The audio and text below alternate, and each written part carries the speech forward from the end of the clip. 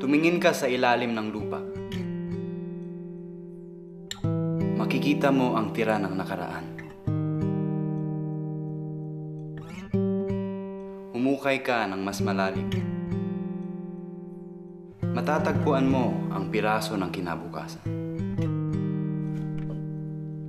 Ito ang katangian ng kultura. Nabubuhay, humihinga sa mismong lupa ng ating kinatatayuan.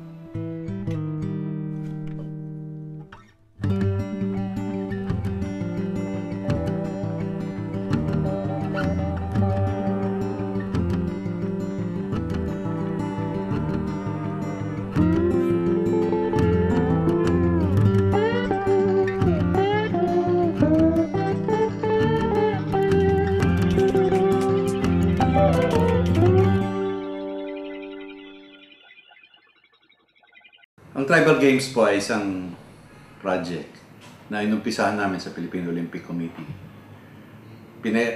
Hiningan kami ng International Olympic Committee ng mga programa at kami ay nagkaroon ng planning session at itong isa sa mga importanteng lumabas na programa na ako naman ang naghain. Ako, mabusit, nagkaroon kami ng isang kasama kagaya ni Colonel Jeff Tamayo na talagang buong pusong ibinibigay niya kanyang nalalaman at kanyang lakas para maibigyan ng katotohanan itong lakad namin ito.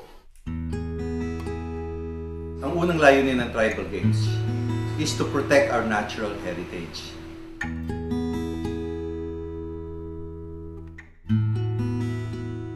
Ito po ay isang opportunity para sa mga kabataan na makita na habang nandito pa ang mga tribo, dala ang kanilang mga nalalaman tungkol sa mga kapaligiran, ang kanilang mga impormasyon na nasa kanilang dialect.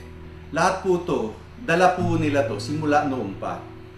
Ang pagsalin ng mga ito sa mga kabataan mismo, ang isang napaka-importanting bagay na nakakaligtaan dahil may mga impormasyon pa na galing pa sa nakaraan. Kaya nga sinasabi nating protecting natural heritage. Malaki yung magagawa ng Tribal Games, lalo na sa pagkilala doon sa amin bilang isang tribo dahil ibig sabihin, kapag napalako kami sa Tribal Games, isang malaking pagkakataon ito para sa amin na makilala yung tribo namin. Dahil sa karanasan naman, hindi umiiral pa din yung mga diskriminasyon lalo sa pagitan ng Tagalog, Dumagat. Pag sinabing Tagalog, Dumagat, iba yung pagkakaunawa ng mga Tagalog. Tingin nila sa Dumagat, mababang uri ng tao. Hindi sila dapat pahalaghan. Parang ganun yung nararanasan namin sa buong buhay namin. Hindi nila kami kinikilala. Pero kung sa Tribal Games, yung malaki yung may bibigay niyang benepisyo para sa amin. Ang Tribal Games po ay napapanahon ngayon dahil nga sa nangyayari sa ating mga kapaligiran. And especially ang pagpasok ng climate change which will affect yung mga lifestyle ba.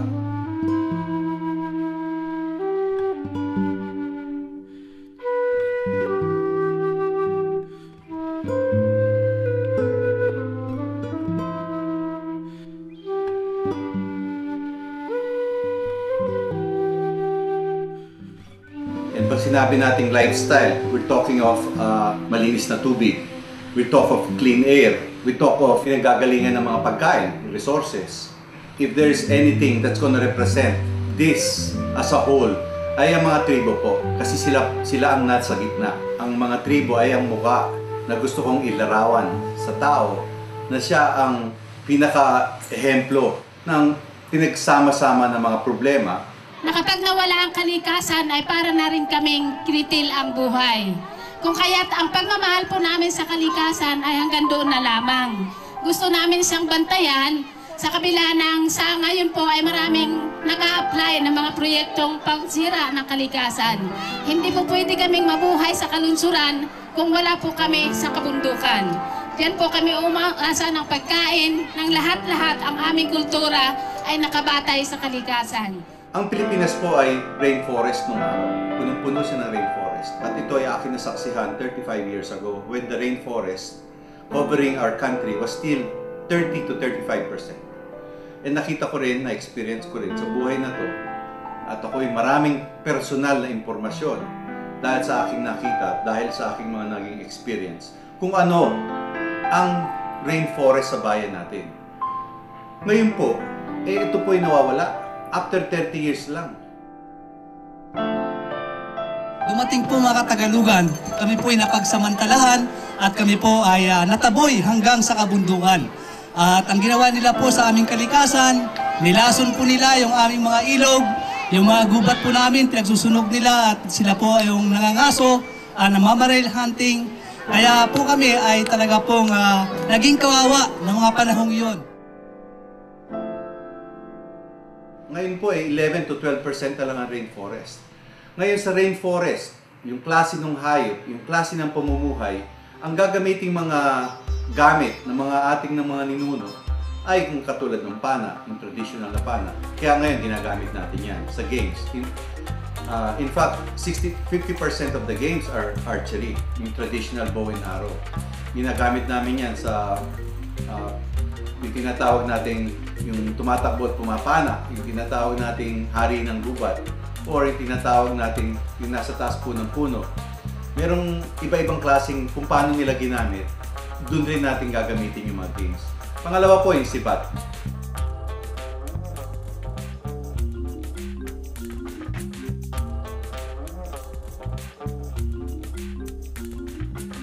Tapos, of course, yung foot race.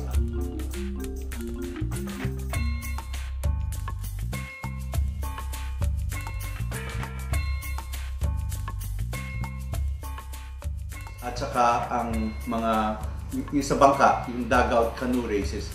Yan po ang mga yan po ang mga games diyan. But itong mga laro na to ay nilalaro rin sa ibang bansa na mayroon ding rainforest dahil similar po yung magiging approach kung paano sila mag-hunting. But ngayon, hindi na po animals ang ginagamit namin. Gumagamit na kami ng Olympic targets. Ang nangyayari naman ngayon, at nakikita ng mga kabataan dahil ibinabalik namin itong mga tradisyonal laro.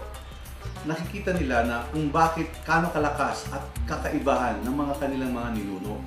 Ang sarili lang magulang na nagkikwento sa kanila kung paano sila noon at kung ano na yung nawawala at kung anong natitira at paano sila nabubuhay.